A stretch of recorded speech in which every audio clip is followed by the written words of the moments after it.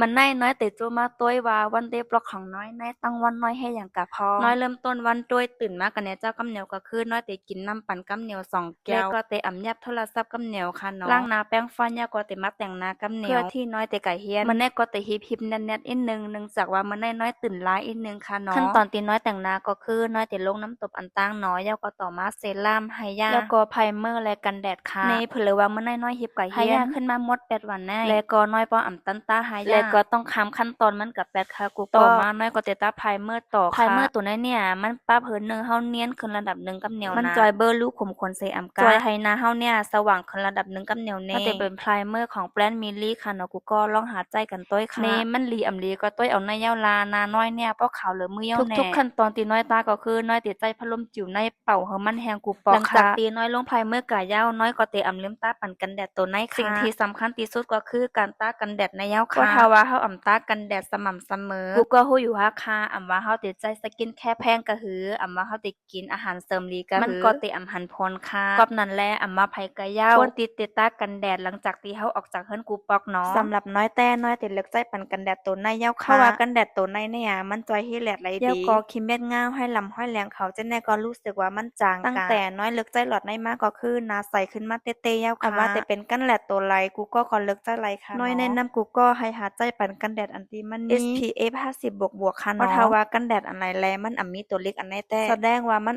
นมีกันแดดค่ะเนาะไผที่ว่าฮู้ว่าติเลือกใจกันแดดตัวไหลก็เลือกใจปั่นตัวในไหลค่ะหลังจากที่ตากันแดดยาวน้อยก็ติมันลงแก้มของอีกนึงเนาะน้อยรู้สึกว่าหน้าขาวหน้าเผิกเกินน่ะมันต้วยมีสีสันให้แหน่แล้วก็ติตาปั่นให้มันจัดๆให้แหน่ว่าเวลาที่น้อยตาแก้มของเนี่ยน้อยติจักตาปากคุ้นหนังปากกลางตาจดๆเจี้ยๆว่าถ้ากูก็ตาแก้มของกันแน่กูก็ตาจื้อหูเนาะน้อยแต่ตาเป้าเหมือนผีเหมือนกวนเยาว่าเหมือนเปิ้นว่างาปากไม่แดงไม่มีแรงเดินแต่น้อยในแก้มไม่แดงไม่มีแรงเดินแหน่โอเคอันนี้ก็จะเป็นฟิตเนสลุกค่ะเนาะโอเคว่าตื่นล้าในก่อนว่าเฮ็ดทางแน่บ่มีเกือบ1ชั่วโมงเยาว่าถ้าว่าโหลหิบกะเฮียนแท้แหน่เวลามันก็ไวนั่นมันเหมือนวันที่อยู่เรียนอยู่หลายถ้าว่าวันที่โหลกะเฮียนเนี่ยแต่เฮ็ดนู่นเฮ็ดนี่กำก้อยก็บ่ทันว่าแต่ไล9โมงเยาว่าอันน้อยๆก็คือเฮ็ดหิบเหลือไปยาวในนะแต่สุดท้ายมันก็ยาวลาอยู่ดีวันนั้นแค่หนาว่าตั้งนาฬิกาปลุกไว้นาฬิกาก็ย่ำห้องแทงให้ไหนนี่ก็เช็คขึ้นด้วยก็ตั้งไว้มาอยู่นานนาลีเนี่ยแต่ให้อย่างไรมันห้องก็ฮู้ยาวค่ะเวลาว่าฟงมันไข้จ่องหรือว่าสมองน้อยแน่มันเลออยู่ก็ฮู้ยาวว่าเนาะในกูก็จ่องหันขนาดแค่มัดขนหัวใกล้ก็มัดเต็มไกปุ้นยาวว่าป้อมยาวให้ปอน้อยเนี่ยเวลาติเตกะตั้งนอกเมื่อไหร่ก็ยาวว่าเล่านี้ต้วยโหยุงโหยุยตัวแม่นให้ไหนก็แต่มีความมั่นใจเหมือนตีน้อยว่าเมื่อไกยาวว่ากันแดดเนี่ยมันไรสำคัญแค่ตีนาใกล้นะตูคิงเฮาก็เลยได้ตาปั่นกันแดดจอมค่ะมันก็เป็นเนิ่นหนังเหมือนกันเนาะเพราะถ้าว่าเฮาตาปั่นให้แลดเนิ่นหนังเฮาก็เต็มลำเต็มไม้ก็เหมือนกันก้อยค่ะก็ว่าน้อยแต่เวลาตีไรตากันแดดเนี่ยติหัดออกจากห้องกับเหนียวยาวว่าเป็นกวนตีกูลำนาค่ะติออกแลด1 ปอกเนี่ยติตาปั่นนานๆกับเหนียวแล้วก็น้อยติเลือกใจปั่นกันแดดตัวในค่ะเพราะว่ามันเป็น 2 in 1ตายาวก็แตกเป็นน้ำซึมไวจอมไปปรับทนสีปั่นจอมซ้ำไปใส่น้ำหอมมาจอมแทนตายาวก็คือความกะตั้งโตกับเหนียวยาวว่าตีเจ้าชิ้นน้ำหอมก็คือเลือกใจปั่นกันแดดตัวในเลยค่ะเนาะหลังจากตีลงสกินแคร์ยาวกะยาวน้อยก็ติมากินปั่นอาหารเสริมค่ะทุกเช้าของน้อยติขาดอันใดก็คือติเป็นคอลลาเจนกับกลูตา2ตัวในยาวค่ะได้กินปั่นกลูตา2 เม็ดกับคอลลาเจนชงใส่ในวิตซีได้กินปั่นจื้อไหนกูไหนยาวค่ะหลังจากตีน้อยกินกลูตากับคอลลาเจนในมาเนี่ย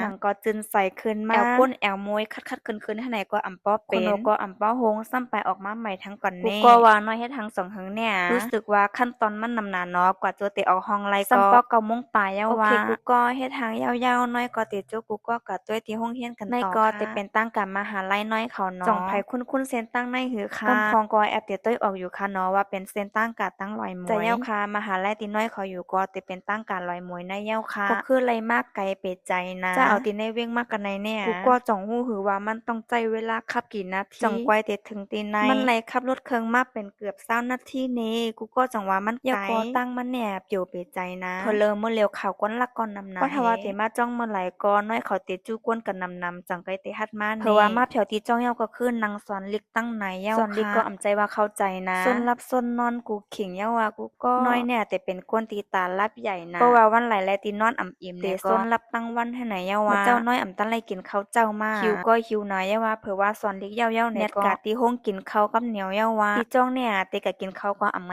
่ายๆทั้งก่อนนะไปตั้งกะแทงไก่ว่าไก่ฝนก็ซ้ำไปมาเก้าแทงกำลีและป้าจองมาเพราะว่าเปิ้นอำลูกออกตั้งนอกก็ฝนก็อำมาเก้าเตเยาเนาะมังปอกมังไหลฝนเนี่ยก็มันฮู้ใจนะอันน้อยๆเลยถ่ายเมื่อฝนมันเตหยาดแก่นะถือว่าไปกันนั่งเนี่ยฝนเนี่ยตกห าใหญ่หัดลงกับแนวนะจ้องอันที่น้อยยับมาแน่ก็อำใจจ้องน้อยกันแน่กามลีแลแต่ก็ป้ามาละเนาะเนี่ยกระโจดแต่กัดถึงแต่กันเต้นก็คือไปไกลอยู่นะแต่ว่ามันน้อยๆเขาก็แต่ลีลาอินนะก็ว่าน้อยแต่เฮ็ดร็อกไหนแหละกลุ่มลีลากลุ่มโจ๊กกันถ่ายวิดีโออยู่แล้วก็เฮ็ดให้อำได้กินข้าวให้ปอก็ว่านั่นแหละเหมือนที่น้อยว่านั่นแหละลีลาน่ะปนติเผื่อว่ามัดถึงเนี่ยก็เขาพักติกันเต้นก็ปอกึดอำเจียวว่า กึดแค่หนอกโคว่าขาไก่ชุบแป้งทอดตอกว่าเนื้อหมูอุบก็กึด4 5 ปอดก็เยาว่าอันชินปังเวียดนั่นก็น้อยซ้ำอำมักก่อนนั้นเนี่ยสุดท้ายมาน้อยก็เลยกินแค่หนอกโคเนื้อหมูอุบฮอทดอกคือผักตั้งหม้อตีอันมีน้อยก็ติดจะกินอยู่แค่3อย่างในก็เยาว่าติดจังเฮ็ดหือลานมาลาโลมีผักจื้อก็หลเลยกินกะกว่าเยาว่านั่นแหละที่จ้องแนวเพราะทว่าลงจ้องแนวก็หลเลยเน็ตมากกำเหนียวเยาว่าเขาผักเขาแนวมันขายลี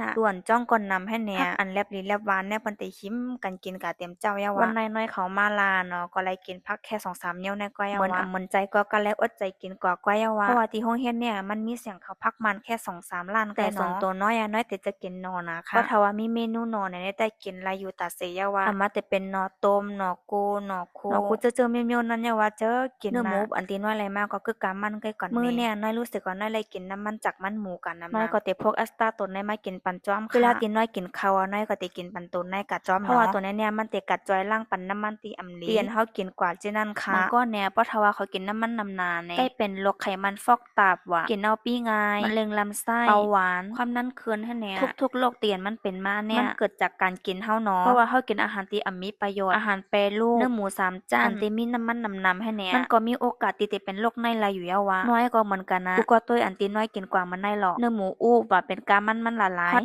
ดอกว่ะอันนี้ก็จะเป็นอาหารแปรรูปเนาะย้อนหนังปอกน้อยเยื่นอำไรตั้งกินเจได้แลกวกินแอสตาโตนในเฮกันปันคาเนาะไผดีว่ากูเป็นยอกัดเจได้ตามมากเลิกกินปันตัวในไรค่ะพักดีจ้องเมื่อไกลมันกินอ่ำป้อเหมือนใจแล้วหรือว่าปอกจากเฮ็ดมากกำเหนียวเนี่ยก็ในก่อนเน็ตมาหากินจ้อมหนองตุงเจได้ยาวค่ะบรรยากาศมันเนี่ยก็คือตีเย็นๆไว้ค่ะมันได้ฝนตกเลยฮะก็อ่ำหูเนาะจ้อมหนองตุงป้ออ่ำมีคนเป็ดตั้งเสียเอ็ดเอาวันเตปอกของน้อยแต่เยาวกว่ากันได้ก่อนนะเดี๋ยวคลิปหน้าน้อยไปมันเล่าต่อแทงค่ะบ๊ายบาย